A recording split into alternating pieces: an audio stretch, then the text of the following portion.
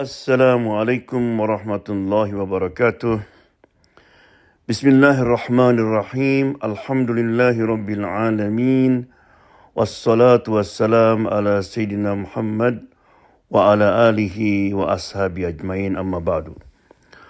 Pendengar Radio Rosil yang saya cintai, berita dari langit kali ini adalah tentang pentingnya memiliki qalbun salim. Qalbun salim, hati yang bersih. Suatu hari Rasulullah SAW mau salat maghrib, tiba-tiba memberikan pengumuman. Sebentar lagi akan datang orang yang akan menjadi penghuni surga. Bayangkan coba kalau kita di masjid ketika itu. Semua orang tertuju pada pintu. Datanglah orang Ansor, mukanya masih basah dari wudu. Ini berarti dia orang yang datang paling terakhir. Kemudian Rasulullah langsung salat maghrib. Keesokan harinya Rasulullah memberikan pengumuman yang sama.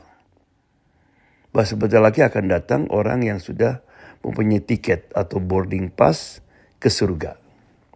Semua lihat lagi. Orang itu juga. Malam ketiga, orang itu juga. Subhanallah. Makanya salah seorang sahabat, Abdullah bin Amr ibn al-As, dia ingin tahu amalan apa yang telah dia kerjakan sehingga dia dijamin masuk surga.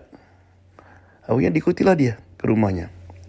Setelah dekat rumahnya, Pak, boleh saya tidur di rumah Bapak karena saya lagi ada masalah nih sama ayah saya. Oh silakan.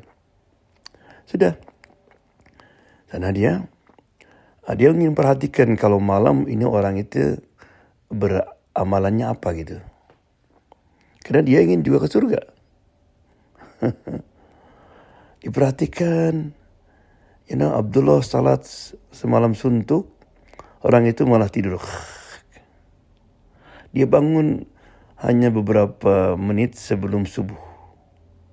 Salat 2 rakaat, kemudian ke masjid dia.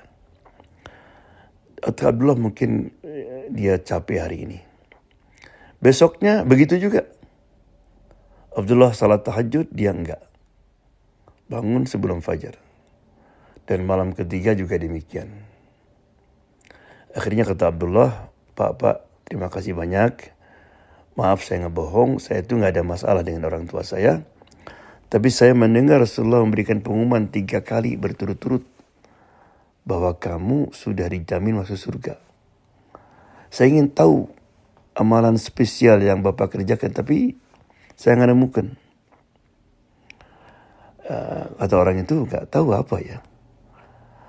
Waktu Abdullah mau pergi, kata orang itu, maybe ini, katanya apa? Saya tuh nggak pernah tidur dan ada perasaan iri, dengki, sakit hati, benci kepada siapapun. Dan saya selalu berdoa, saya maafkan semua orang yang ngebohong tentang saya, orang yang ngomongin saya. Kata Abdullah, that's it. Yes. Saya kira ini yang membuat kamu akan ke surga. Subhanallah. Right? Jadi orang ini oleh Rasulullah dijamin masuk surga bukan karena salat tahajudnya, bukan karena ibadahnya, atau karena puasa Senin, nggak ada. Karena hatinya bersih. Dan itulah yang disebutkan dalam Al-Quran. Illa man atallaha biqalbin salim. Pada saat nanti harta anak-anak tidak ada manfaatnya. Kecuali yang datang kepada Allah dengan qalbun salim. Dengan hati yang bersih. Ya. Saya sengaja sampaikan ini karena kita ini sudah mendekati bulan puasa. Kadang-kadang orang lupa, persiapan untuk puasa itu, belanja, persiapan yang lainnya lupa, persiapan hati.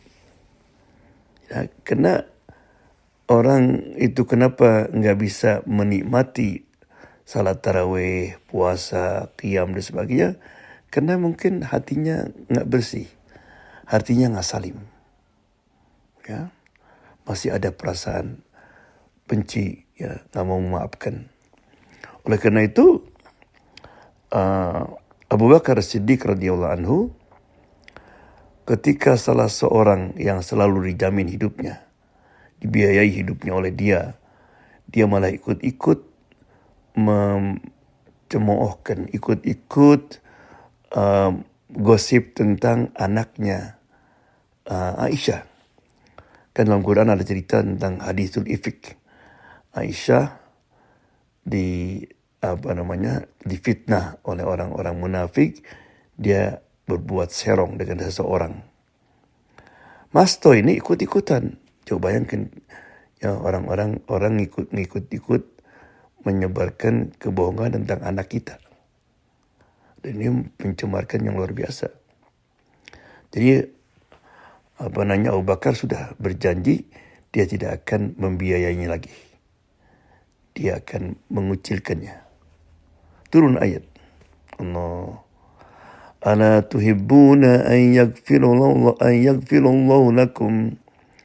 Tidakkah kamu mau, Allah mengampuni kamu? Sebelumnya kan falyafu wal yasfahu. Hendaklah maafkan dan lupakan.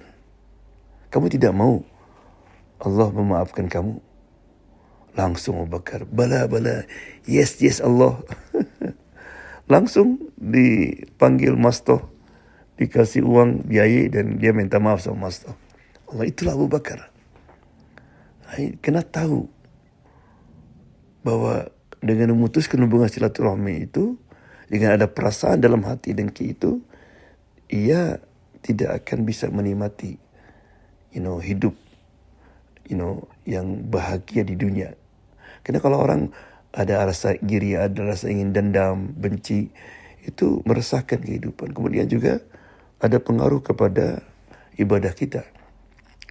Oleh karena itu mari para pendengar, ya, maafkanlah semua orang yang menyakiti. Ya, karena ada orang betah itu sampai bertahun-tahun tidak mau nanya sama saudaranya, tidak mau menyapa sama bibinya, karena dia pernah berbuat salah. Subhanallah.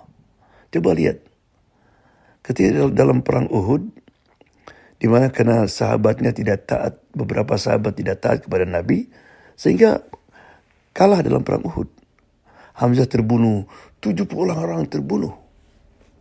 Subhanallah. Tapi ketika Nabi ingin berpidato di depan para sahabat yang menyebabkan kekalahan itu, apa kata Allah? Right?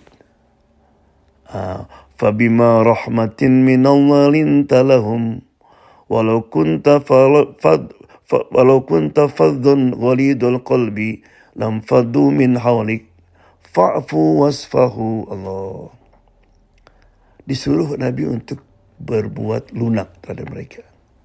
Allah dilarang untuk berkeras-kerasan.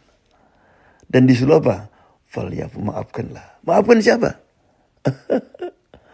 Orang yang hampir Islam hancur. Coba bayangkan, dosa bibi kita, saudara kita itu dibandingkan dengan dosa yang dilakukan oleh sahabat itu nothing.